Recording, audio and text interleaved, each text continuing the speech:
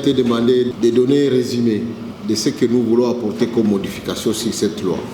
Je voudrais bien préciser que nous avons voulu appeler qu'on vienne à cette réunion des éminents professeurs de droit et d'agronomie, tous les deux les mettre ensemble, pour que nous puissions trouver un compromis. Cela parce que le président de la République nous a donné un calendrier très précis. Il veut que nous puissions régler cette question législative le plus vite possible pendant cette session pour que les choses avancent. Ça fait pratiquement depuis 2011 que la loi portant principes fondamentaux de l'actif à l'agriculture a été promulguée. Et depuis ces jours-là, il y a des contestations de part et d'autre. Il y a des gens qui croient qu'effectivement que cette loi, telle qu'elle a été rédigée, elle bloque les investissements dans le domaine de l'agriculture. Donc il faut qu'on trouve des compromis et qu'on avance. À l'issue de cette réunion, nous puissions avoir un compromis des scientifiques et puis commencer les processus. Je peux vous assurer qu'après ce qu'on va avoir comme compromis ici, les choses vont aller un peu plus vite. On va y mettre un peu d'agressivité pour que ça avance. Alors, j'ai voulu présenter ce texte, effectivement, parce que dans tout ce qui a été présenté comme texte, qu'il y a sur la loi sémancière, la loi phytosanitaire, on revient sur ce texte ici, on revient sur la Constitution, et c'est là même les socles du grand débat qu'on doit avoir. Mais je voudrais bien vous dire, chez le professeur, que bon, voilà, les lois sont faites pour les hommes. Et nous faisons les lois pour faire avancer la société. Et donc, lorsqu'il se pose un problème comme celui que nous avons aujourd'hui, par exemple, de la loi sémancière, qui doit, dans le cadre de l'harmonisation des lois sémancières au niveau continental ou au niveau mondial, nous ne devons pas nous bloquer puisqu'on ne sait pas comprendre l'article 123, l'article 122. Il faut qu'on trouve un compromis et qu'on avance. Et c'est donc dans cet esprit qu'on va faire ce débat. Mais on ne doit pas violer notre constitution. Il faut qu'on trouve effectivement des alchimies pour pouvoir trouver des compromis possibles. Alors, dans le cadre de cette révision de la loi, quels sont les points sur lesquels nous devons nous mettre ensemble? Dans le cadre de la vision telle qu'elle a été présentée par le chef de l'État, que nous sommes en train de matérialiser, quels sont les points qui sont en fait décriés comme blocage et que nous devons régler par cette révision? Nous en avons épinglé 6. Le premier, c'est l'intégration des dispositions relatives à l'activité sémancière. En fait, des dispositions qui vont nous permettre de faire passer la loi sémancière. 2, c'est l'intégration des dispositions soutenant la mise en place de la loi phytosanitaire. C'est la création et la mise en place du cadastre agricole. Le point 4, c'est la problématique de l'acquisition des terres agricoles par les entreprises ou personnes physiques étrangères. Il faut régler, il faut trouver un compromis sur ça. Et puis, cinquièmement, c'est le fort développement de l'agriculture. Et puis, le régime fiscal. Alors, pour ce qui concerne la loi sémancière, nous devons prendre l'option de dire, voilà, on intègre les dispositions de la loi sémancière dans la loi portant principes fondamentaux, ou alors on décide de faire 3 lois différentes, mais toutes ces lois sont relatives, effectivement, aux principes fondamentaux relatifs à l'agriculture. Donc c'est ça là la proposition qu'on donne. Cela nous amènerait, pour ce qui concerne la loi sémancière, de pouvoir retoucher l'article 3, le point 11, de retoucher l'article 29 et l'article 30, tel que cela a été brillamment développé par l'orateur qui m'a précédé. Je vais passer directement au point du cadastre agricole. Comme vous le savez, la loi portant principes fondamentaux relatifs à l'agriculture avait déjà prévu les cadastres agricoles au niveau de l'article 14 ou 15. Mais la loi n'a pas précisé les choses, le flou est resté grand, et jusqu'à aujourd'hui, 13 ans après, on n'a pas été capable de pouvoir activer ces cadastres agricoles. Pourtant, les cadastres agricoles pour un pays grand comme le nôtre, à l'instar du cadastre minier, il doit nous aider à identifier et cartographier les terres agricoles dans le pays.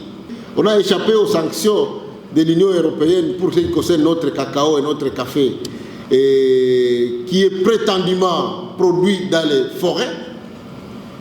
Alors que vous le savez, on nous parle de 80 millions d'hectares, mais où se trouvent ces 80 millions d'hectares?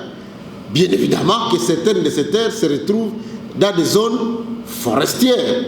Ils constituent des réserves agricoles qui se trouvent dans des forêts, Mais puisque nous n'avons pas un cadastre agricole qui suit, qui dit voilà, à cet espace ici, vous ne pouvez pas y mettre des activités agricoles parce que ce n'est pas dans les domaines de... et ainsi de suite. Donc, la cartographie, identification des terres agricoles, savoir quelles sont les terres arables, quelles sont les terres irrigables, ce qui est important dans notre stratégie. Nous voulons avoir autour de chaque ville au moins un espace irrigué pour les populations, pour que nous puissions nous rassurer qu'à tout temps, nous avons la possibilité d'avoir une production permanente autour des zones les plus habitées. Donc, c'est le cadastre agricole qui doit le faire. Quelles sont les terres pastorales? Où est-ce qu'on fait l'élevage? Et quelles sont les terres forestières? Quelles sont les zones agricoles? Quelles sont les zones susceptibles d'être mutées à zones urbaines? Si vous allez par exemple, là, je viens de l'image ici de l'IPED, même les endroits là où, qui étaient réservés pour les maraîchages, aujourd'hui, nous nous réveillons, les gens ont mis des maisons dedans. Quelles sont les zones protégées? Quelles sont les zones agro-industrielles? On est en train de faire le débat sur les agropoles. Où est-ce qu'on les met? Et comment nous faisons la planification territoriale pour l'ensemble des terres agricoles telles qu'elles sont réservées. Et ça, effectivement, pour nous, nous avons la chance puisque la loi sur l'aménagement du territoire a déjà été promulguée. Et cette loi, effectivement, donne compétence au ministre de l'aménagement du territoire de pouvoir déterminer quels sont les espaces qui sont réservés à l'agriculture, les espaces qui sont réservés aux habitations, les espaces qui sont réservés aux autres activités. Maintenant, à l'intérieur des zones agricoles, il faut un cadastre agricole qui puisse effectivement déterminer les choses telles qu'elles se passent. Alors, ce cadastre nous permet aussi d'avoir une sécurisation foncière. Un cadastre agricole, c'est aussi un instrument d'appui à la politique agricole. Nous voulons effectivement intégrer ce cadastre agricole, avoir la possibilité pour le ministère de l'Agriculture et les gouverneurs des provinces, effectivement, à leur niveau, d'octroyer des titres pour ce qui concerne les terres agricoles. Il y a alors la question épineuse de l'acquisition de terres agricoles par les entreprises et personnes physiques étrangères. Alors, mais moi, je vous donne mon point de vue. Malheureusement, on n'a pas le chef coutumier ici. Avoir le comportement de nos chefs, la manière dont ils distribuent des terres, si nous donnons une ouverture, même petite, en tout cas, les générations futures, nos enfants n'auront plus de terres dans ce pays. Si on ouvre vraiment pour les étrangers, vous croyez que nous aurons encore, nous allons vivre la situation du Zimbabwe ici. Donc je crois que, moi c'est mon point de vue, de protection de ces terres et les réserver uniquement aux nationaux, moi je crois qu'il peut être maintenu. Par contre, il faut que dans cette loi, nous puissions gérer ou régler la question relative à la sécurisation des investissements agricoles des étrangers, gérer la question de l'obligation des associés, soit aux Congolais, soit aux provinces, soit aux entités territoriales décentralisées. Moi, je crois qu'on peut mettre des limites. Qu'est-ce qui est à la portée de l'entité territoriale décentralisée? Qu'est-ce qui peut être mis à la portée de la province? Et qu'est-ce qui peut être mis à la portée du niveau national pour que nous puissions sécuriser les terres? On peut se retrouver, et on va se retrouver très rapidement avec les terres qui sont accaparées par une poignée de personnes. Et voilà. Il faut régler aussi la question des terres qui sont confisquées par des personnes physiques. Si vous allez sur les plateaux, ce n'est pas seulement sur les plateaux, dans d'autres endroits, vous allez trouver seulement des pancartes de ferme. Ferme Mutoto Wafulani, ferme ceci, tous les grands noms que vous connaissez, ils ont des fermes partout, 5000 hectares, 6000 hectares, mais il n'y a rien.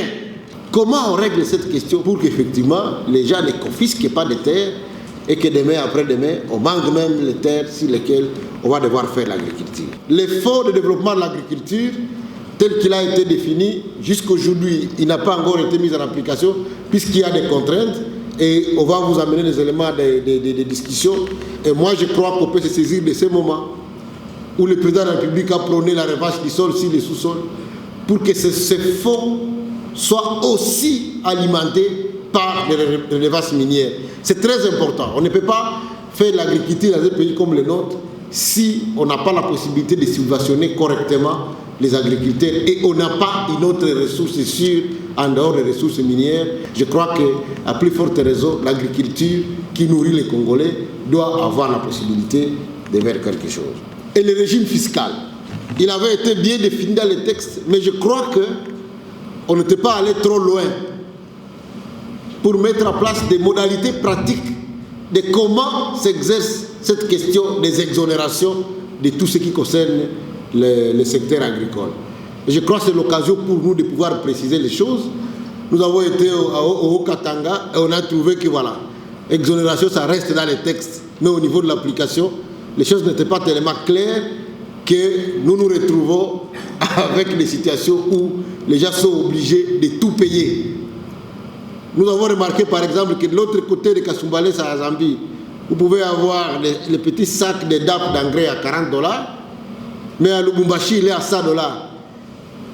La grande partie de cette charge est supportée par les tracasseries et les taxes qui sont payées par les gens à la frontière, ce qui alourdit effectivement les charges des exploitants agricoles au niveau du Haut-Katanga. Je voudrais vous dire enfin, pour ce qui concerne la loi sémancière, pour ce qui concerne l'activité sémancière, la filière de production de semences par l'État congolais, par les organes de l'État, il faut qu'elle soit clairement définie. Pourquoi? C'est une question d'ordre stratégique et vital. C'est-à-dire que l'INERA fait la recherche sous le financement du FONADA, du Fonds de développement de l'agriculture, c'est important. La SENASEM, le SENASEM fait la certification en amont et en aval, et les CAPSA, les centres d'adaptation de production de produits des semences améliorées, il faut leur travail au niveau de la base pour rendre la semence disponible dans tous les territoires, c'était le cas, pour rendre la semence accessible. Ça veut dire que le gouvernement, étant donné que sa production elle est subventionnée à tous les niveaux, le gouvernement peut être capable de pouvoir la distribuer à la population dans les conditions les plus accessibles possibles. Et puis, sur le plan de l'utilité, avoir des semences effectivement qui répondent, mais qui sont adaptables dans des conditions de l'environnement de nos paysans, même sans utiliser assez d'engrais, ils peuvent être capables de faire de la production. Et ça, nous aurons rendu un vrai utile à notre population. Je dis et je vous remercie.